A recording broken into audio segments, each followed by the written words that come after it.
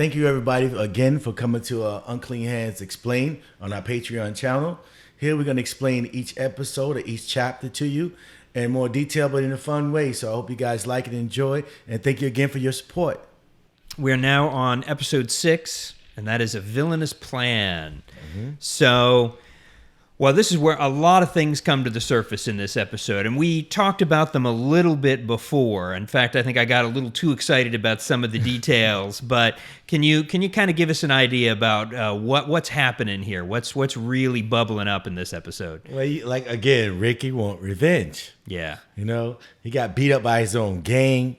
Who's taking that? And these kids younger than him. Yeah. So, I mean, I wouldn't have done it, but I wrote it. So, yeah, somebody like that would go and try to go to, your enemy. My enemy could be my friend. Yeah. So he goes straight to Loco Blue, think he's telling him something he don't know. Yeah. But, there's always a code when it comes to gangs or gangsters. No snitching. Thank you for telling me, but you're still a snitch. Yeah. And you got to be dealt with accordingly. So that's how I wrote it. Yeah. So he decides at that point he is going after OG Mims and going after Ricky. So that he wants neither of them to come out of this. Of course not. I mean, OG Mills because it's personal. Right. And then little Ricky just because the principal. Yeah. You're a snitch. You can't respect that. Yeah. OG Mims is personal, though. But again, he got something to deal with that, too. He did mess with that man's lady. Yeah. So, it all pays itself out in the end. Right. Well, and, I Loco, he's an interesting character. I'm curious as to some of the inspiration behind him.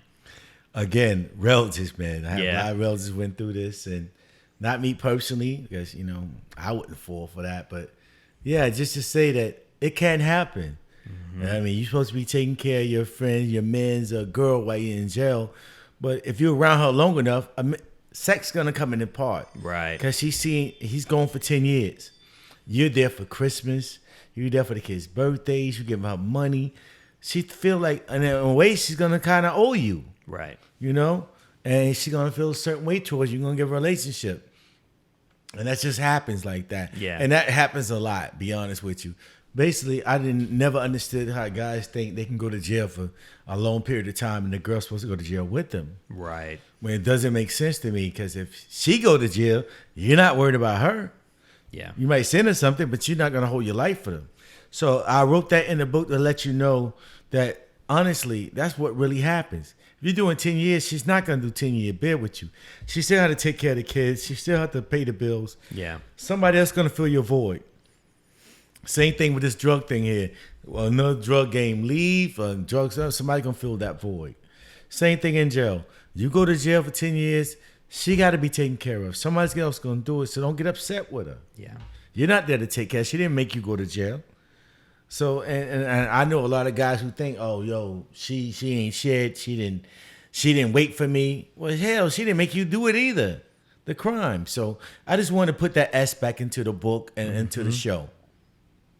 And that kind of connects back to what the Reverend was saying about, none of these girls asked to be single mothers, or it's not what they were dreaming about. And so, not only are they mothers, but, they're women. They have a whole life they want to live. They have needs and wants and things. And so that it shows how that plays out here. I just want to show you it's two hands, two sides to every story.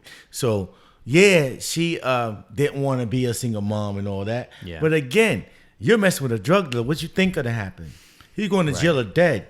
So either be small enough to save the money when he's giving you just blowing it, what most women do. Yeah. Oh, I'm buying Gucci bags and all that. Save that money because he ain't gonna be around a lot. Right. Then when he go to jail, guess what? He need that money back to take care of him. So again, it's about choices. Yeah. About choices. You chose that fast life and wanted easy money with him.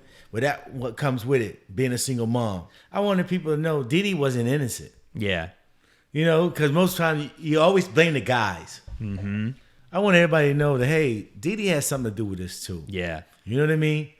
And the thing is, if she would have been loyal like she's supposed to, none of this would have happened. Right. At least those guys would still been cool. So, yeah. I mean, because that happens a lot. You know what I'm saying? Most things guys argue over or fall out over is women. Yeah. Yeah, this really, it not only puts a rift between them, but it puts them in each other's crosshairs. Oh yeah, because when OG Mims came home, his number one priority is them two. Yeah. Wouldn't you? Mm-hmm. Somebody, you could be my friend, you knock up my woman, have kids by her, and you think I'm just going to let that slide? You can't. Yeah. You can't. Yeah. Well, and then, of course, we've talked about Ricky going to tell, but talk a little bit more about when Ricky goes to talk to Loco, and Loco's walking the dogs. What is there's kind of a power move there, like the way that he's walking with these dogs, and Ricky is terrified of this whole scene of these dogs. Like you just feel it in him how afraid he is. You caught that. Yeah. So I try to make an atmosphere that, first of all, you're in enemy territory. Mm-hmm. Shouldn't be over there. You got all this red on, everybody in blue.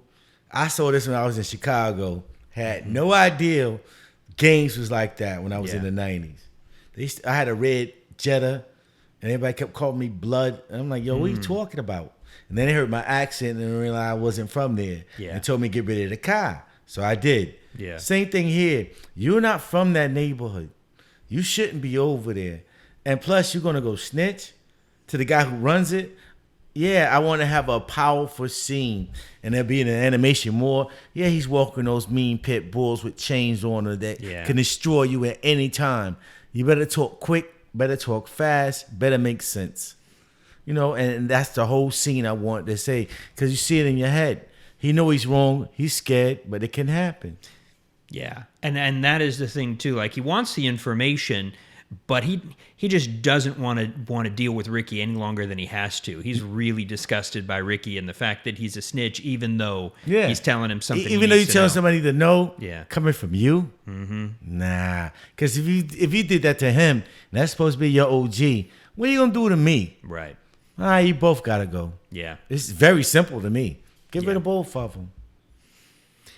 Well, and like I said, and the imagery that's on the screen there, I really like the way the dogs are so prominent in the background, because it adds to that fear that these powerful animals are right there, those dogs, and they could tear Ricky apart. And not to give too much away, but there might be a little foreshadowing in Ricky's future as to tearing something apart. Yeah, I mean, I wanted Loco Blue to realize and have those dogs. Yeah. Let you know when you come around him, that's another thing. You got to worry about him, his game, his guns, and those dogs. Right. This is another thing. You ever see the John Wick movie, John Wick 3, with Halle Berry had the dogs? Yeah. I love that part. And when I wrote this, I'm like, yo, those dogs is tearing people up. She was shooting. I'm like, dogs mean something. I mean, I'm not scared of dogs, but still, if they got dogs barking like that, kill the dogs first. Right. And the thing is, people never really pick. Ricky didn't go over there with a gun. That's true. It's true. He went over there. Which was the dumbest thing, but I wanted to see if somebody caught it, and people did catch it. Actually, reviewing the Amazon and Barnes & Noble, they really did catch it. Like, why he didn't go with a gun? Yeah. I'm like, read later. And then same person emailed back. I'm like, you didn't finish the book. They didn't read like certain parts. And they were like, oh, I get it now. I get it now. Yeah, you don't want to go over there being a threat. Because if you brought a gun over there, they'd have killed them from the word go. Well, that's the thing, is the minute they see that, because he came cowering. And so was... head down. Yeah. If it's a dog, he was wagging his tail. Right. You know what I mean? Right. All right. Well, thank you again for the details for this week's episode, and we'll talk again next week. All right. Thank you guys again on my Patreon supporters, and we're going to go to chapter 7 next. I hope you guys love it. Once again, we're just giving you guys more explained details and want to make sure you guys get it first. Thank you guys for your support.